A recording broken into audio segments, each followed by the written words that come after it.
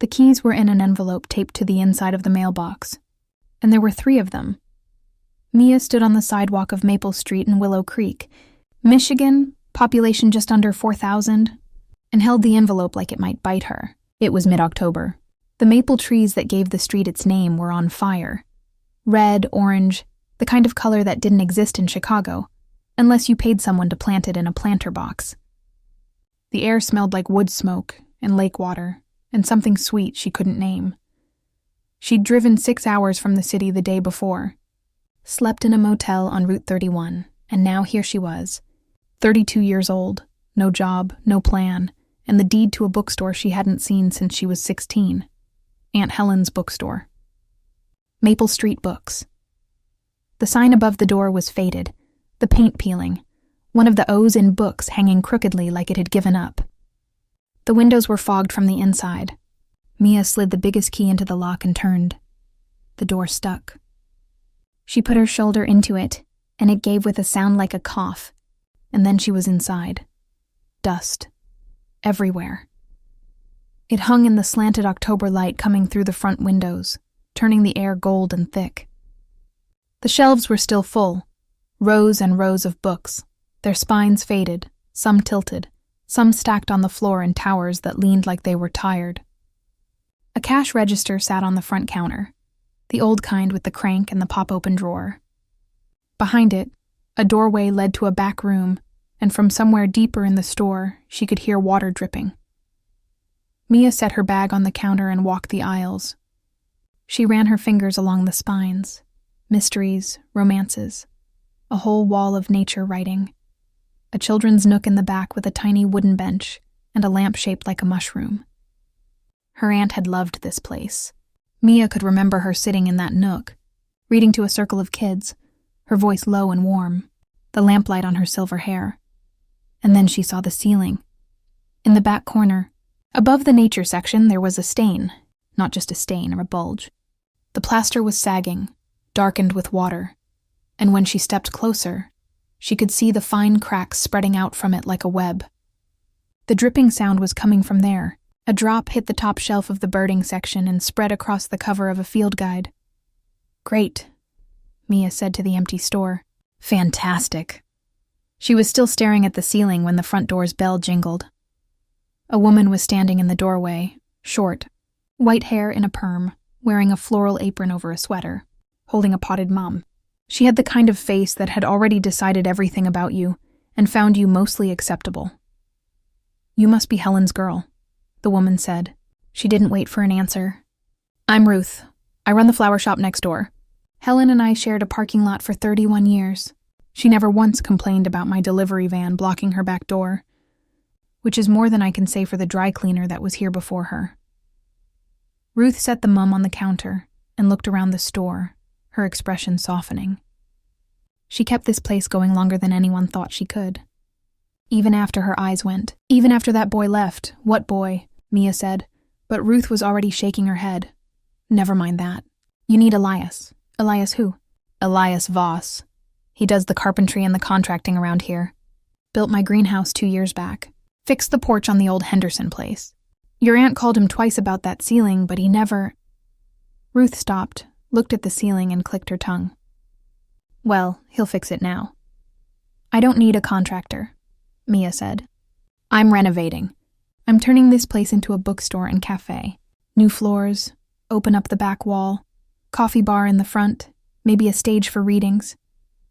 Ruth was already pulling out her phone. "You need Elias. I have a contractor. I talked to someone in Traverse City." Traverse City. Ruth said it like it was a foreign country. "They'll charge you double and show up half the time. Elias lives 5 minutes away. He's fair, he's quiet, and he knows his building. He worked on it once, years ago." Ruth dialed and held the phone to her ear. "Elias, honey, it's Ruth. Helen's niece is here." "The bookstore.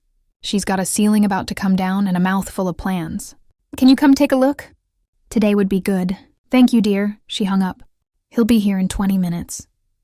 Mia opened her mouth to protest, and then the ceiling made a sound.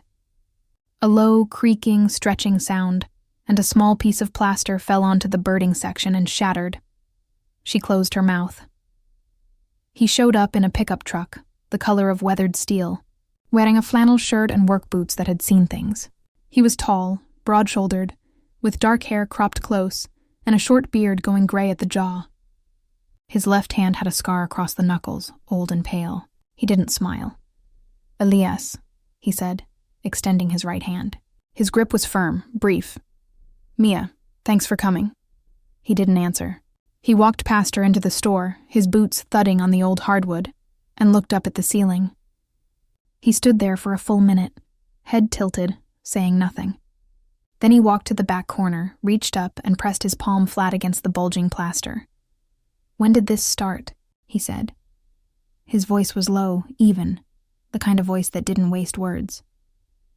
"I don't know. I just got here. My aunt, Helen." He said the name like it had weight. "She called me about this in June. I told her I'd come look. I didn't."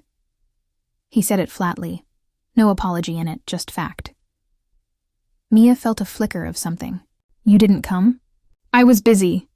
Busy." She repeated the word. "My aunt called you in June. It's October. The ceiling is falling in." Elias looked at her.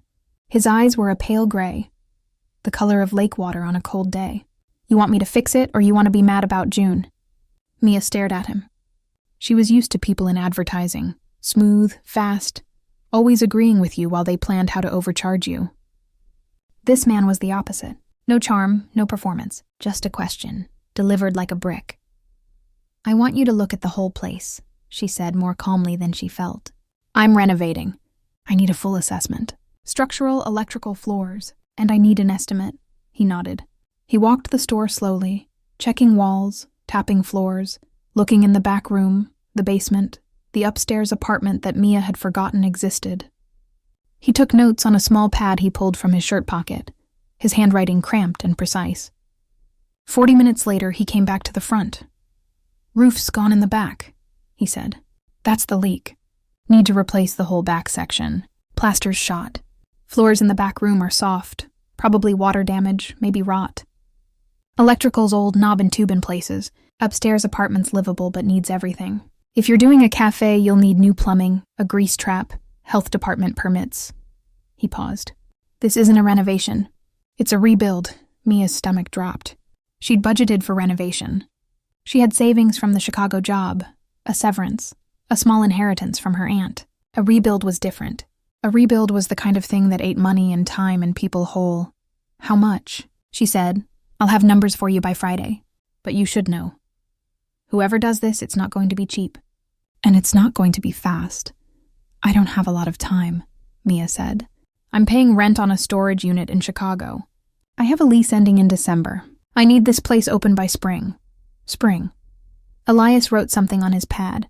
"Maybe, if nothing else goes wrong." Thanks for the optimism. He didn't react to the sarcasm. He tore the top sheet off his pad and handed it to her. A list of what he'd checked, what needed work, his name and number at the bottom in that cramped handwriting. "I'll call you Friday." He was at the door when Mia said, "Elias." He turned. "Why didn't you come?" "In June, when my aunt called." He was quiet for a moment. The store was full of dust and the smell of old paper and the slow drip of water from the ceiling. "Because I was an idiot," he said. And then he left, the bell jingling behind him. Mia stood in the empty bookstore and looked at the number on the paper. She looked at the ceiling, at the sagging plaster, at the rows and rows of books that had been waiting for someone to come back to them. She pulled out her phone and texted the Traverse City contractor. "Thanks, but I found someone local." Then she sat down on the floor behind the counter, leaned her head back against the wall, and listened to the water drip. By Friday, Elias had a crew of 2 and a dumpster in the parking lot. Mia had moved into the upstairs apartment, a cramped but workable space with a bedroom, a tiny kitchen, and a view of Maple Street through a window that stuck when you tried to open it. She dragged her mattress up the stairs herself, set up a folding table for her laptop, and told herself this was an adventure, not a downgrade. The first few days were a study in controlled chaos. Elias's crew tore out the back room's rotting floor while Mia sorted books in the front, dust in her hair and a mask around her neck. The radio played a station out of Traverse City, old folk and country, and the sound of hammers and saws mixed with the autumn wind off the lake. Elias was everywhere and nowhere. He'd appear to check something, adjust something, give a quiet instruction to his crew, and then vanish into the basement or onto the roof. He didn't make small talk. He didn't ask about her plans or her life or why a Chicago ad copywriter was running a bookstore in a town of 4,000. He just worked. But Mia noticed things. She noticed that when he tore out a shelf in the children's nook, he set the mushroom lamp aside carefully, wrapping it in a moving blanket before putting it in the corner. She noticed that he paused when he saw a first edition of The House in the Cerulean Sea on a shelf, ran his thumb along the spine, and put it back face out where it would be visible. She noticed that his left hand, the scarred one, didn't close all the way. The ring and pinky fingers stiffened when he tried to make a fist, and he always held his tools with his right. On Wednesday, she was on a ladder reaching for a box on a high shelf when it slipped. She grabbed for it, lost her balance, and would have gone down if Elias hadn't been there. He caught the ladder with one hand and her waist with the other, steadying her, his grip firm and warm through her flannel. "Careful," he said, and then like it cost him something. "You okay?" "I'm fine, thanks." She stepped down, her heart hammering, and tried not to think about the fact that his hand was still on her waist. He let go immediately, wiping his palm on his jeans like he'd touched something hot. That night, she lay in the upstairs apartment and thought about the way his hand had felt. She told herself it was just because she hadn't been touched in a year. She told herself it was the proximity, the dust, the strange nostalgia of the bookstore. She told herself a lot of things. The storm came Thursday evening. Mia was in the back room, sorting through boxes of her aunt's old papers, when the wind picked up. The lights flickered once, twice, and then went out. The rain hit the roof like a drum roll, and somewhere in the back she heard the drip, faster now, more insistent. She found her phone flashlight and was heading for the front door when she heard a knock. Not the bell, a fist on the door, urgent. She opened it. Elias was standing there in a soaked flannel, rain running down his face, holding a toolbox. "Came to check the roof tarp. Power's out on the whole street. You came out in this? Tarp might have shifted. If it did, the back room's going to flood." He shouldered past her into the dark store, his boots leaving wet prints on the floor. "You got candles?" "Under the counter, I think." He found them. A box of beeswax candles her aunt had kept for power outages, and lit 3, setting them on the front counter. The warm golden light filled the front of the store, turning the dust motes into tiny stars. Elias headed for the back room with his flashlight, and Mia followed. The tarp had shifted, just like he said. Water was pooling in a corner of the ceiling, and the plaster was bulging more than it had been on Monday. Elias climbed onto a counter, reached up, and pressed the tarp back into place, his shoulders working under the wet flannel. It took him 10 minutes. When he climbed down, he was soaked through, and the dripping had slowed to a trickle. "That'll hold until morning," he said. "I'll be back at 6 to do the temporary patch." "You can't go back out in this," Mia said. She nodded at the window, where the rain was coming down in sheets, the street invisible. "You can't even see the road." Elias looked at the window. He looked at his truck, parked at the curb, its headlights reflecting off the wet asphalt. "I'll wait it out," he said. It wasn't a question. They sat in the front of the store, on the floor by the counter, the 3 candles between them. Mia had found a bottle of her aunt's apple cider in the upstairs fridge, still cold somehow, and they passed it back and forth.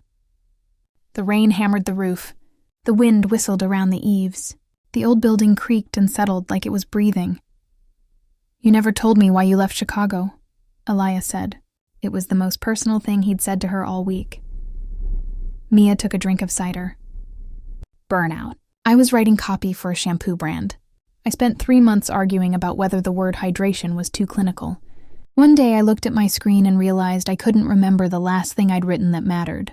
My aunt died the same week. I quit, packed my car, and came here." She paused. "That sounds more dramatic than it was." "It sounds like you were drowning," Elias said. Mia looked at him. In the candlelight, his face was softer, the lines around his eyes deeper, the gray in his beard more visible. "What about you? Why are you here?" He was quiet for a long time. The rain filled the silence. "I used to have a partner. Architecture firm in Chicago. We had a big project. A community center on the south side. Good project. Important project." He turned a candle with his fingers, watching the flame. "He took the money, left me with the debt and the lawsuits and a half-built building. I lost everything. Came back here. My parents had a house. I stayed. I'm sorry. Don't be.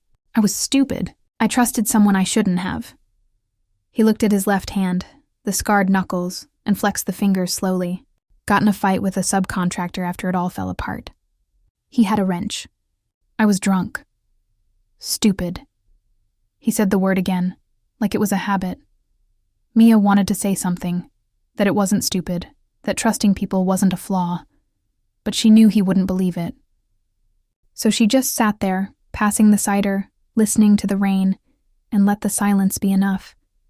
At some point, his shoulder brushed hers. Neither of them moved. The candles burned down. The rain slowed, and Mia thought, for the first time since she'd arrived, that maybe this place wasn't just a project. Maybe it was something else. Something she couldn't name yet. Elias was the first to stand. "Rain's letting up. I should go." "Yeah, okay." He gathered his tools. At the door, he paused. "That night in Chicago, when you realized it didn't matter, what did you do?" Mia thought about it. "I ordered a pizza. Watched bad TV. Went to sleep. Woke up and quit." He nodded. "Good night, Mia." "Good night, Elias." The bell jingled. She heard his truck start, the wipers slapping, the tires pulling away into the wet dark. Mia sat on the floor for a long time after he left, the last candle guttering, the smell of sawdust and rain and beeswax in the air. She thought about his hand on her waist, about the way he'd said, "You were drowning," about the scar on his knuckles and the partner who'd taken everything. Her phone buzzed on the counter. She picked it up. A text from a number she'd deleted 3 times but still recognized. "Daniel, Mia. I'm in Traverse City for a conference. Can I see you this weekend? There's something I need to talk to you about." Mia stared at the screen. The candle went out. The store was dark except for the gray light of the storm coming through the windows. She didn't text back. But she didn't delete the message either. The estimate came on Friday, and it was worse than Mia feared. Elias handed her the sheet of paper at the end of the day, his crew already gone, the store quiet, except for the ticking of the old radiator. Roof, floors, electrical, plumbing, the cafe build-out, permits, dumpster fees, materials. He tapped the bottom line. "This is if nothing goes wrong." Mia stared at the number. $80,000. She had 50 in savings, 20 from her aunt, and a credit score that could probably get her a small business loan if she groveled. "That's a lot." Elias didn't soften it. "But it's honest. You could do it cheaper, cut corners, use cheaper materials, skip the grease trap, but then in 2 years you'll be doing it again, and it'll cost more." Mia sat down on a stack of unused floor tiles. "I don't have 80,000. You could get a loan. The Small Business Administration. I know about the SBA. I used to write ads for them." She rubbed her face. I thought I had more time. More money." Elias was quiet. Then he said, "I can wait on my labor. Pay me when you can. Materials are the hard part." Mia looked up. "You'd do that?" "I'm not doing you a favor. I'm doing it because if this place fails, everyone on this street loses a little something. Ruth loses foot traffic. The diner loses lunch business. And I lose the biggest project I've had in 3 years." He said it like it was purely business. But Mia heard something else underneath. The same thing she'd heard in the candlelight Thursday night. "Thank you," she said. He nodded. "I'll start the roof Monday. You should figure out the loan this weekend." He gathered his things. At the door, he paused. "Mia, yeah? The number's scary, but the building's worth it. And so are you." He left before she could answer. The bell jingled. Mia stood in the empty store and felt something warm spread through her chest, the kind of warmth that didn't come from cider or candles. She didn't see Daniel coming. Saturday morning. She was at the counter pricing coffee machines on her laptop when the bell jingled and a voice said, "Mia Sullivan." As I live and breathe, she looked up. Daniel was standing in the doorway, wearing a wool coat and the kind of scarf that cost more than her monthly groceries, holding a paper coffee cup from the chain place on Route 31. He looked the same. Sharp jaw, easy smile, the kind of handsome that had made her say yes to a second date even after he'd spent the first one checking his phone. Daniel. She closed her laptop. "What are you doing here?" "Conference in Traverse City. I texted you. You didn't answer." He walked in, looked around the store, and made a face. "Wow, you actually did it. You quit and moved to... Where are we, exactly?" "Willow Creek." "Right, Willow Creek." He said it like he was trying it on and didn't like the fit. "Mia, I came because I need to talk to you. The agency got bought. The new owners are restructuring. They want me to run the creative department, and I want you to come back." Mia's stomach did something complicated. "Come back, as my number 2. Creative director, basically. Double what you were making. Full benefits. A real budget." He leaned against the counter, the way he used to when they were dating. Like the space between them was something he owned. "You were good, Mia. The best writer I ever worked with. You're wasting yourself here." "I'm not wasting. Look at this place." He gestured at the exposed studs and the plastic sheeting and the dumpster visible through the front window. "You're living in a construction zone. You're 32. You could be running a department in Chicago. You could have a career. A life." Mia felt the old anger rise. The anger she'd felt every time he dismissed something she cared about as cute or a phase. But underneath it, something worse. Doubt. Was he right? Was she just running away? Was this bookstore a fantasy she couldn't afford? "I need to think about it," she said. "Of course. Take the weekend." She said yes. That was the worst part. Mia told herself it was just coffee. Just a conversation with an old friend who happened to also be the man she'd lived with for 3 years and cried over for 6 months after it ended. She told herself she was being mature. That closure was healthy. That driving 20 minutes to Traverse City to sit in a Starbucks with Daniel didn't mean anything. Daniel looked the same. Same wire-rimmed glasses, same expensive sweater, same way of leaning across the table like you were the only person in the room. He'd been good at that, making you feel seen. It was why she'd fallen for him. It was also why it had hurt so much when she'd found out he'd been making his intern feel seen too. "You look good," he said. "Tired, but good. Small town agrees with you. Small town is a lot of work, I bet." He stirred his latte. "Listen, Mia. The reason I asked you here, the firm got the Kellogg account. The big one. We're building out a new creative team. I told them about you. They want to interview you. Senior copywriter. More money than you were making before. Full benefits. Chicago." Mia's chest went tight. "Daniel, hear me out. You were the best writer on our team. You left because you were burned out. Not because you weren't good. This is a fresh start. Different team, different structure. I'm not your boss anymore. I'd be in a different department. No conflict of interest." He paused. "And no interns," he added, with a smile that was supposed to be charming. Mia didn't smile back. "You cheated on me, Daniel. With a 22-year-old intern. In our apartment. While I was at my aunt's funeral, I know. And I've regretted it every day. Don't." She held up a hand. "Don't do that. You're not here because you regret it. You're here because you need a senior copywriter, and I'm convenient, and you think I'm still lonely enough to say yes." Daniel's smile faded. "That's not fair. It's accurate." She stood up. "I have a bookstore to build. Good luck with the account." She walked out. But on the drive back to Willow Creek, she thought about the salary, the benefits, the familiarity of Chicago, the fact that her savings were draining faster than she'd planned, and the rebuild was going to cost more than Elias had estimated. She thought about all of it, and she hated that she was thinking about it. Elias was in the bookstore when she got back, on his knees in the back room, laying subfloor. He looked up when she came in, and something in his face shifted, like he'd been waiting for her, and then decided he hadn't. "Daniel came to Traverse City," Mia said before she could stop herself. "He offered me a job. In Chicago." Elias set down his nail gun. "You going to take it?" "I don't know," he nodded. He picked the nail gun back up. You should do whatever's best for you. It was the right thing to say. It was also the wrong thing. Mia wanted him to say don't go. She wanted him to say something. Anything. That wasn't polite and distant and safe. But Elias had never been anything but polite and distant and safe, except for that one night in the storm, and she was starting to think that night had been a fluke. She went upstairs. That night she couldn't sleep. She went down to the store at 11, just to walk among the shelves, to breathe the smell of old paper and sawdust. The lights were off except for a single lamp in the children's nook. She wasn't expecting anyone. Elias was there. He was sitting on the tiny wooden bench under the mushroom lamp, holding a book. Where the Wild Things Are, open in his lap.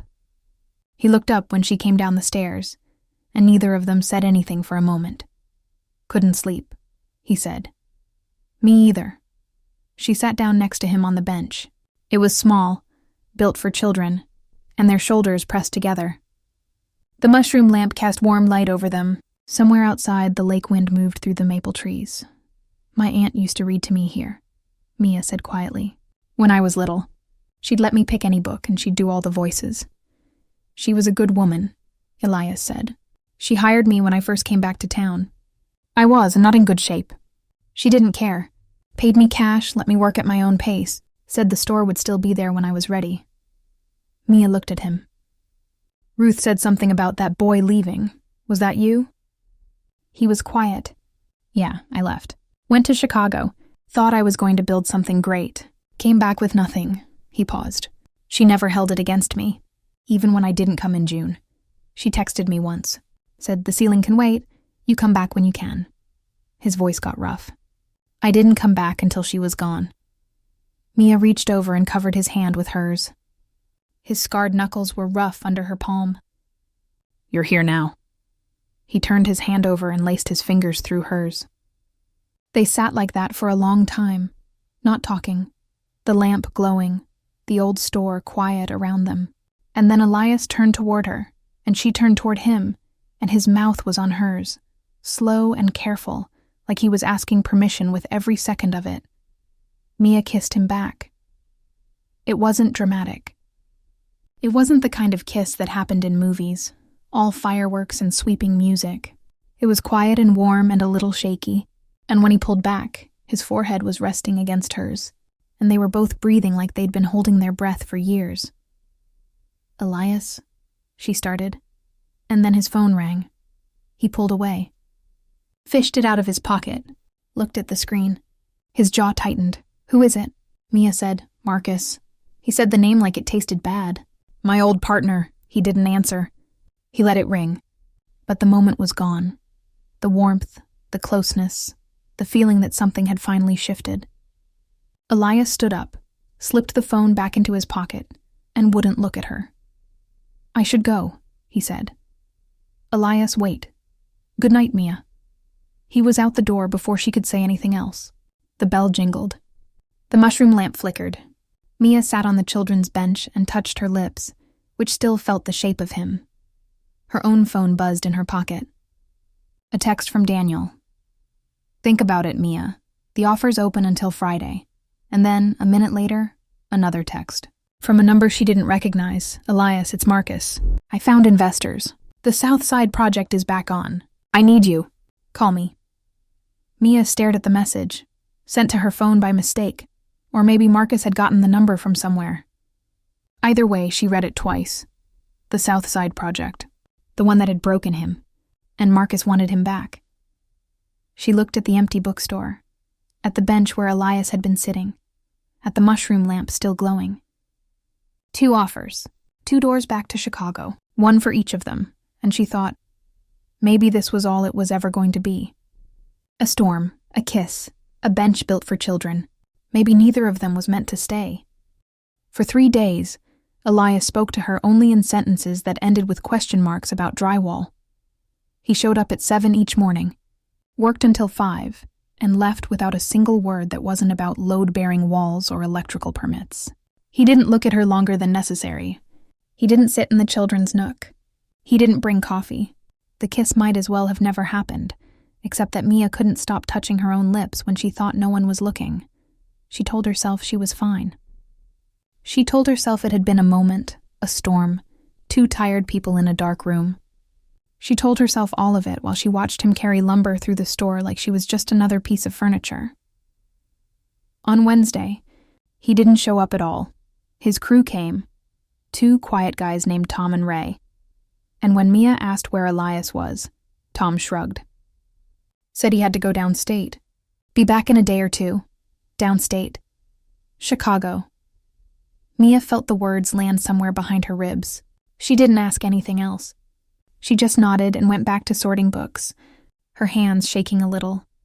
Ruth came by at noon with soup and found Mia sitting on the floor of the back room, staring at a bucket that was catching a slow drip from the ceiling. He went to see his old partner, Ruth said, setting the soup down. Marcus called him last week. Elias told me Tuesday night. Said he needed to hear the man out. Of course he did. Mia's voice was flat. Don't be like that. He's been burned before. If someone offers you the thing that broke you, all fixed up and shiny, you'd at least go look at it. Would I? Mia stood up. I had someone offer me Chicago last week. I didn't go running. You thought about it, though. Ruth looked at her with those sharp old eyes. I can see it on you. You're thinking about it right now. Mia didn't answer. Because Ruth was right. She had thought about it. The salary, the security, the fact that the rebuild was going to cost $20,000 more than Elias had estimated, and her savings wouldn't cover it. She'd thought about all of it. But she hadn't run. The storm hit Wednesday night. It was worse than the one the week before. Wind coming off the lake hard enough to rattle the windows. Rain coming in sideways. Mia was upstairs when she heard it. Not a drip. Not a creak. But a rush. Water. Pouring through the ceiling somewhere below. She ran downstairs. The back room was flooding. The temporary tarp Elias had nailed down had torn loose in the wind, and rain was pouring through the exposed roof section, pooling on the new subfloor, running toward the front of the store in dark streams. The nature section was soaked. Half the children's books had water curling their pages. Mia grabbed every bucket and trash can she could find. She dragged the wet boxes away from the walls. She called Elias. It went to voicemail. She called again. Voicemail. She texted, "Roof is gone. Store is flooding. Where are you?" No reply. Ruth showed up 20 minutes later with a shop vac and a flashlight, and the two of them worked until midnight, sucking water out of the floor, moving books, stacking everything they could save on the front counter. Mia's hands were pruned. Her back ached. And she was furious. At the storm, at the roof. At Elias for being in Chicago when she needed him. At herself for needing him at all. At 1 a.m, Ruth sat down on a dry patch of floor and wiped her forehead. He'll be back tomorrow, you know. I don't care if he comes back, Mia said. And she meant it. Or she tried to mean it. I'm done waiting for people to show up when it's convenient for them. Now you sound like Helen. Ruth smiled, tired. She said the same thing about that boy once. Then she waited 6 years for him to come back anyway. Mia looked at her. 6 years? She loved him, you know. Not the way you're thinking. Like a son. He was just a kid when he started working here. 19, 20, hands already good but head full of dreams. She knew he'd leave. Everyone leaves this town eventually, but she always said the store would be here when he got back. Ruth stood up. Turns out she was right. Just not in the way she thought. Mia sat with that while Ruth packed up the shop vac. The store was a mess. Water-stained books, warped floorboards, the smell of wet plaster and mildew already starting. But it was still standing. The shelves were still there. The mushroom lamp, miraculously, was dry. She looked at her phone. No reply from Elias. No missed calls. Nothing. She opened her texts. Found Daniel's message from the week before. Think about it, Mia. The offer's open until Friday. She typed, I appreciate it, but I'm not coming back to Chicago. The bookstore needs me here, she hit send. Then she opened her contacts, found the number of a contractor in Petoskey that someone at the hardware store had mentioned, and called. It went to voicemail. She left a message. Hi, my name is Mia Sullivan. I have a bookstore on Maple Street in Willow Creek with a roof that just tried to kill me. I need help. As soon as possible. She hung up. She looked at the ruined back room. at the buckets still catching drips, at the life she'd built in 6 weeks that was now sitting in water. And she thought, I don't need Elias Voss. I don't need Daniel. I don't need anyone to come back for me. She went upstairs, took a shower, and fell asleep in her clothes. The doorbell rang at 7 the next morning. Mia stumbled downstairs, her eyes swollen, her hair a mess. She opened the door. Elias was standing there. He was wearing the same clothes he'd left in, his face gray with exhaustion, a duffel bag at his feet. He looked past her into the store, at the water damage, at the stacks of books on the counter, at the buckets. What happened? He said. Mia leaned against the doorframe. The roof happened. I called you twice. I was driving. I didn't... You were in Chicago. It wasn't a question. He flinched. Mia, let me explain. I don't need an explanation.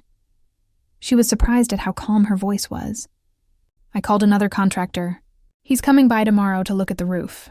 You can finish the interior work you've started, and then we're done. Elias stared at her.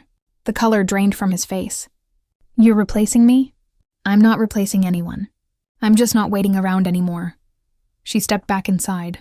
The store's a mess. If you want to help, help. If you want to go back to Chicago, go. I don't care either way.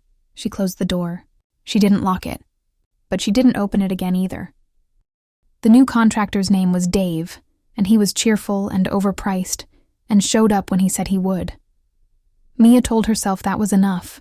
It was the first week of December, and the bookstore was almost unrecognizable. The roof was new. The backroom floor was solid. The walls were painted a warm cream. The shelves were finished. The coffee bar installed in the front corner. Mia had done most of the finishing work herself, painting, shelving, hanging lights. And her hands were perpetually smudged with paint, and her back ached, and she had never felt more alive. Elias hadn't come back. Not inside the store, anyway. But Mia noticed things. The broken step on the back porch got fixed one weekend while she was at the hardware store. Her car, which had been making a terrible noise, started running fine after she mentioned it to Ruth. The snow got shoveled from the sidewalk in front of the store every morning before she woke up. She didn't ask. She didn't want to know. She was sorting the last box of books, her aunt's personal collection. The ones that had been in the upstairs apartment, when she found it. A first edition of To Kill a Mockingbird. Its spine cracked, its pages soft with years of reading. Tucked between pages 120 and 121 was a letter, folded small, the envelope yellowed with age. The handwriting was her aunt's, looping, generous, the same handwriting that had written Mia's name in birthday cards for 20 years. Mia sat down on the floor and opened it. To whoever is reading this, the letter began. If you're holding this book, it means the store is still standing. Good. I built this place with my husband, and when he died, I thought about closing it. Then a boy showed up, 19 years old, hands like a carpenter already, eyes like he'd lost something. I hired him. He worked here for 3 years, and then he left for the city, and I waited. Not because I expected him back, but because the store was always better when he was in it. People leave, Mia. They leave for all kinds of reasons. The trick isn't making them stay. The trick is being brave enough to let them come back. If you're reading this, you're braver than you think. Don't close the door on the boy with the good hands. He'll come back when he's ready. And when he does, let him in. Mia read it twice. Then she put the letter down and put her face in her hands. The bell above the door jingled. She didn't look up. She couldn't. Not with her eyes red and her aunt's words still ringing in her head. Mia. Elias. His voice was quiet. Careful, like he was approaching a wounded animal. She wiped her eyes and looked up. He was standing just inside the door, holding a small wooden box. The kind you keep tools in, handcrafted, the joints perfect. He was wearing his work coat, and there was sawdust in his hair, and he looked like he hadn't slept in weeks. Your aunt left this with me, he said, setting the box on the counter. Said to give it to whoever took over the store. I should have given it to you the first day. I'm sorry. Mia looked at the box, then at him. Why didn't you? Because I was an idiot. Because I thought if I stayed away, you'd be better off. He paused. I went to Chicago to tell Marcus no. The project? It's the same thing, different investors. He hasn't changed. I drove back that night. 9 hours. I got here at 7 in the morning and you... He stopped. You told me to leave. I was angry, I know. You had every right. He looked at the floor. The night of the storm, I was on the highway. My phone died. I didn't know about the roof until I got here and saw the buckets. I should have been here. You should have, Mia said. And then, because her aunt's letter was sitting on the floor and she was tired of being brave alone. But you're here now. Elias looked up. His gray eyes were red-rimmed, like he'd been doing his own version of crying in the truck. I'm not going anywhere, Mia, not to Chicago, not anywhere. I turned down Marcus. I turned down a job in Grand Rapids last week. I'm staying here, whether you want me in the store or not. Mia stood up. She walked around the counter. She stopped a foot away from him, close enough to smell sawdust and winter air and the faint soap he used. I want you in the store, she said. I want you here. I'm scared. Every time I let someone in, they leave. My dad, Daniel, my aunt. I don't think I could handle it if you left too. I'm not them. I know, but my brain doesn't know that yet. She took a breath. Can we just start over? Slow, no big promises. Just, you fix things, I sell books, and we see what happens? Elias looked at her for a long time. Then he smiled. A real smile, the first one she'd seen. Lopsided and a little surprised, like he hadn't known his face could do that. Slow works for me, he said. The opening night was 2 weeks later. December 23rd. Mia had sent flyers to every mailbox in town, posted on the Willow Creek Community Facebook page, and told Ruth to spread the word. She expected maybe 30 people. By 7 o'clock, there were over 100. The store was full, people browsing the shelves, holding mugs of hot cocoa from the new coffee bar, kids sitting in the children's nook under the mushroom lamp listening to a high school student read. The night before Christmas. Ruth was by the front door, selling wreaths from her shop and telling anyone who would listen that she'd known this day was coming. Tom and Ray, Elias's old crew, were by the coffee bar admiring the shelves they'd built. Mia stood behind the counter, ringing up books, her cheeks sore from smiling. And there, in the back corner, kneeling by the nature section, was Elias, tightening a shelf bracket that had come loose, his tool belt on, his left hand working carefully around the stiff fingers. He looked up, caught her watching, and gave her that lopsided smile. She smiled back. At 9, the last customer left. Mia locked the door, flipped the sign to closed, and leaned against it. The store was quiet now, but it hummed, with the smell of coffee and old paper and fresh paint, with the warmth of 100 people who'd been there, with the feeling that something had finally begun. Elias came up behind her. He didn't touch her. He just stood there close enough that she could feel his warmth, and said, "It's a good store." Mia looked around, at the shelves, at the mushroom lamp, at her aunt's letter framed and hanging behind the counter, at the man standing next to her who had good hands and a scar across his knuckles and a habit of leaving that he was trying to break. "It's a good store," she agreed. "We'll see if it's a good life." Elias didn't say anything. He just stood there, in the warm light of the bookstore on Maple Street, and Mia thought that maybe, just maybe, her aunt had been right. The trick wasn't making people stay, it was being brave enough to let them come back.